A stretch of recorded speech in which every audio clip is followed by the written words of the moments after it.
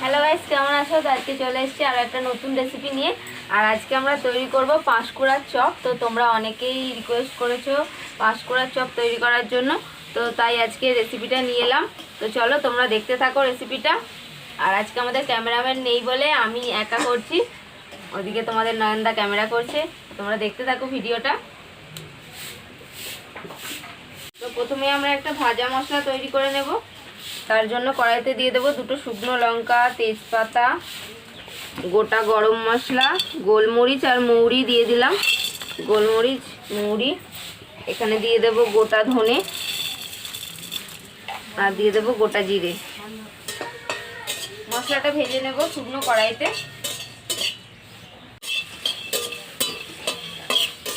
তো গাইস, তোমরা দেখো ভিডিওটা।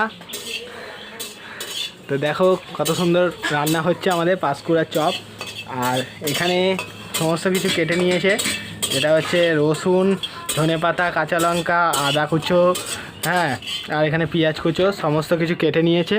এগুলো লাগবে সব কিছুই। রসুন, কাঁচা লঙ্কা আর আদাটা থেতো করে নিতে হবে, ওটা থেতো করা হয়নি। আর এটা দেখলে তোমাদের অসুবিধা হবে না, পাঁশকুড়ার চপ এমনি দেখতে পেয়ে যাবে, মানে করে ফেলতে পারবে সহজেই। দেখো গাইস, আমাদের এখানে মানে কালটু বিল্টু তো রয়েইছে, কিন্তু আরও লোক মানে আরও বিড়াল আসে মানে খেতে। এগুলো সব আশেপাশের সব বিড়ালগুলো, সেগুলোও আসে। আর ওদের খাওয়া হয়ে গেছে, এখন বসে আছে।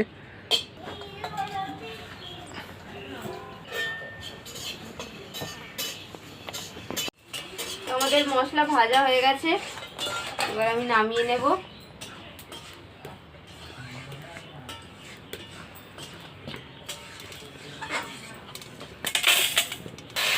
কড়াইতে জল দিয়ে দেবো।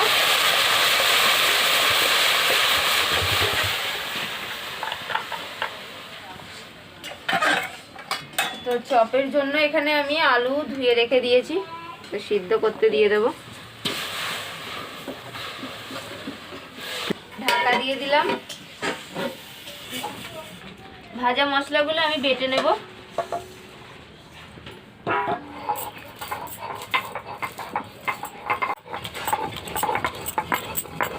মশলা বাটা হয়ে গেছে, গুঁড়ো মশলা।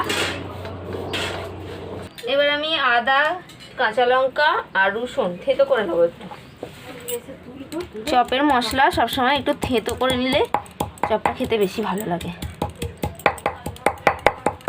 তো আমি অনেক দিন পর মানে মশলা বাটছি, নাহলে আমাদের কর্তাবাবুই বাটেন।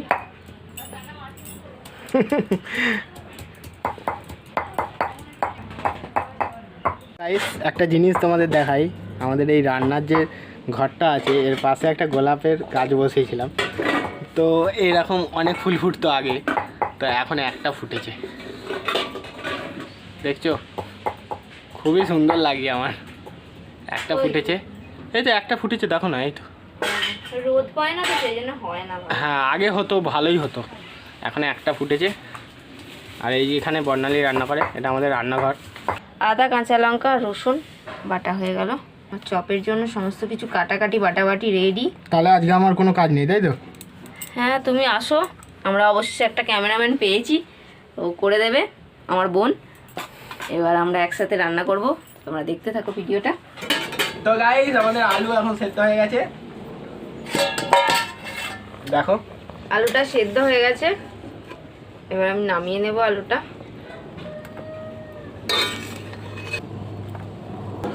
এবার আমরা পুরটা তৈরি করব। এবার আমি কড়াইতে সরষের তেল দিয়ে দেবো একটু। এবার আমি 1 মুঠো চীনাবাদাম নিয়ে নিয়েছি, ভেজে নেব। যাও না, অর্পিতাকে 2 খান মোয়া দাও না। দাঁড়া, আমি বসে যাচ্ছি। খাবি? অর্পিতা অনেকদিন পরে এসছে, আমাদের সঙ্গে পড়াশুনো করছিল, স্কুল ছিল, তাই তো? একটু স্কুল ছিল, পড়াশুনো করছিল। তো আজকে একটু ছুটিতে আছে, তাই আমি বললাম যে আসো, বসো। তো একটু বসে যায়। আজকে কালকে যে আমাদের মোয়া রেসিপি হয়েছিল দেখেছিলে, তো আজকে মোয়া দেবো অর্পিতাকে, আজকে বসে বসে খাবে, বলবে কেমন হয়েছে। বাদামটা ভাজা হয়ে গেছে, আমি এবার তুলে নেব।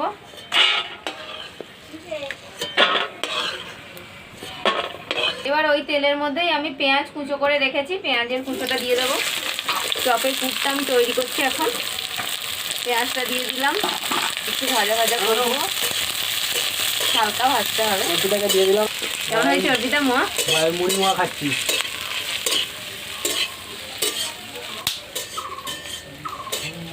পেঁয়াজগুলো হালকা হালকা ভেজে নিয়েছি। এবার আদা রসুন আর কাঁচা লঙ্কার বাটাটা দিয়ে দেবো। এটাও একটু নাড়াচাড়া করে ভাজা ভাজা করে নেব। এবার আমি খোলা সমেত আলু একটু ভেঙে ভেঙে দিয়ে দেবো। আলুগুলোর আমি খোলা ছাড়াইনি, চপের মধ্যে খোলা ছাড়ানো আলু ভালো লাগে না, খোলা সমেতই ভালো লাগে। দিয়ে দিলাম, নাড়াতে হবে একটু। ও আজকে আবার আলাদা শুনছি, আমারটা পাইনি।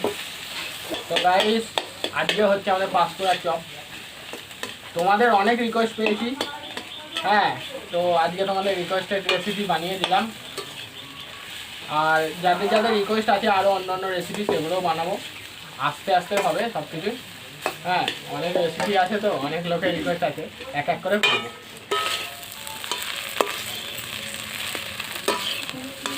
এবার দিয়ে দেবো একটু হলুদের গুঁড়ো আর একটু স্বাদ মতো নুন দিয়ে দেবো। আর দিয়ে দেবো একটু ধনে পাতার কুচো করে রেখেছি, ধনে পাতার কুচো দিয়ে দিলাম। আমাদের চপের পুর তৈরি হয়েই এসেছে। তো গাইস এটা একদম সিম্পল হয়, এই মশলা একদম মানে কিছু বেশি ব্যবহার করা হয়নি, খালি নুন আর হলুদ আর ধনে পাতা দেওয়া আছে, পেঁয়াজ দেওয়া আছে। আর আমি একটা ভাজা মশলা তৈরি করে রেখেছি সেটা। হ্যাঁ, তোমরা সেটা তো আগে দেখেইছো। আর খুব বেশি মশলা দিতে লাগে, চপের মশলা খুবই কম হয়। এই যে ভাজা মশলাটা দিয়ে দেবো। দেখো মশলাটা কেমন কড়াইয়ের গা থেকে ছেড়ে যাচ্ছে, তার মানে মশলাটা আমাদের হয়ে গেছে। যখন মশলাটা হয়ে যাবে না, তখন আর কড়াইতে লাগবে না, তখন একদম ছেড়ে যাবে।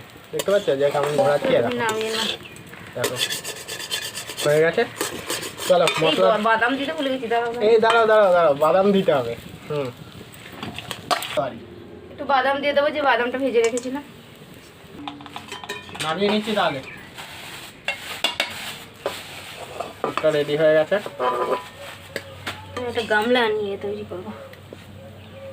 তো আমাদের চপের পুর তৈরি হয়ে গেছে। পুরটা ততক্ষণ ঠান্ডা হোক, আমি ততক্ষণ এই বেসনের যে ব্যাটারটা তৈরি হবে সেটা তৈরি করে নিই।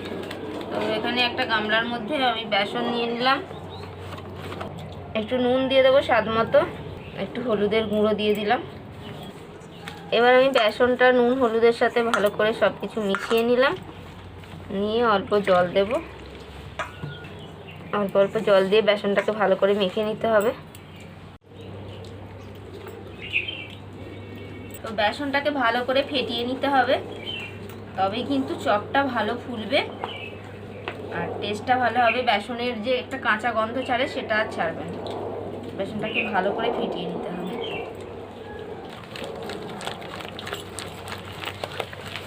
চপের আসল মাহাত্ম্য হচ্ছে বেসন। বেসনটাকে এরমভাবে না ফাটালে চপ ভালো হবে না। বাবা আমার অত শক্তি নেই, আমি ফাটাতে পারছি না। দেখছো তো কত সুন্দর হয়েছে, আরও সুন্দর হবে। এখন আমি এটাকে 10 মিনিট ফাটাবো। তো ছিটকাবে তো, কাঁচা বেসনই খাইয়ে দিচ্ছি অর্পিতাকে, তাই না?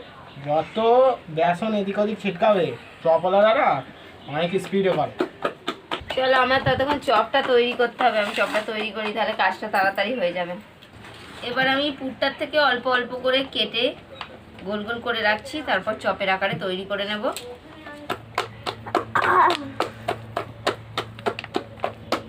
কত বেসন পড়েছে তো পিসি গাইস, কেমন পড়ছে? ও খুব সুন্দর পড়ছে। খাওয়ার সোডাটা দেওয়া হয়নি তখন, তো এখন অল্প করে একটু খাওয়ার সোডা দিয়ে দেবো। দিয়ে দিলাম। এটাই হবে। খাওয়ার সোডাটা দিলে চপটা ভালো মুচমুচে হবে, সেটা তো তোমরা সবাই জানো, কারণ আমরা পকোড়া ভাজার সময় খাওয়ার সোডা দিই। এবার আমি এখানে একটা প্লাস্টিক নিয়ে নিয়েছি, ওটার মধ্যে এই যে এরকম গোল গোল পাকিয়ে রেখেছি, এটা মধ্যিখানে দিয়ে দেবো। দিয়ে হাতের চিটাই করে এভাবে একটু প্রেস করে দিতে হবে। এরকমভাবে চপের মতো গোল গোল করে তৈরি করে নেব। আচ্ছা হয়ে গেল, বেসন মাখা রেডি। ঠিক আছে, তারপর আমি করব কি বল? দাও না, তারপর তো চেঁচাবে তুমি। আর দাও। আর দেবো?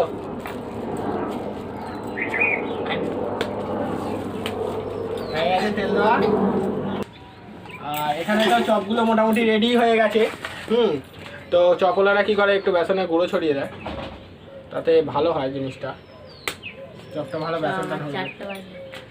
আমাদের চপ ভাজার স্পেশালিস্ট আমার মা চপ ভাজে, এবার ইনি ভাজছেন। না গো, আমি ভালো পারি না। তো গাইস, আমি কিছু করে যেন চপওয়ালা হলাম। আগে ফুচকাওয়ালা হয়েছি, তারপরে কি যেন বানালাম, মোয়াওয়ালা, ঝালমুড়িওয়ালা, তারপরে চপওয়ালা।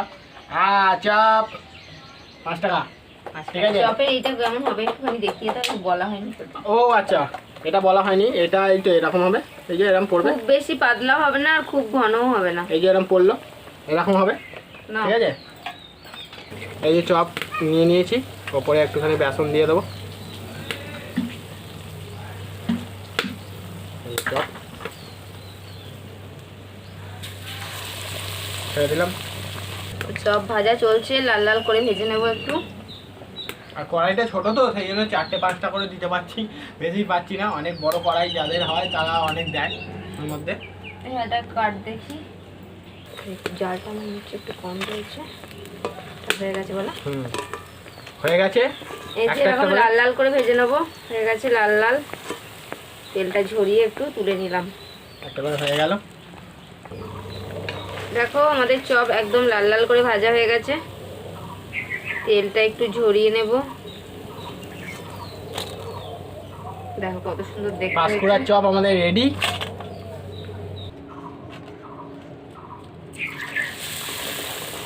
আমাকে বড় করে না না, আরেকটা দিয়ে দিই, খাইয়ে দেবো। দাও দাও একটা করে। ও হয়নি। তো আমাদের চপ একদম ভাজা কমপ্লিট, একদম শেষ পর্যায়ে চলছে। এটা তুলে নিলেই চপ ভাজা শেষ।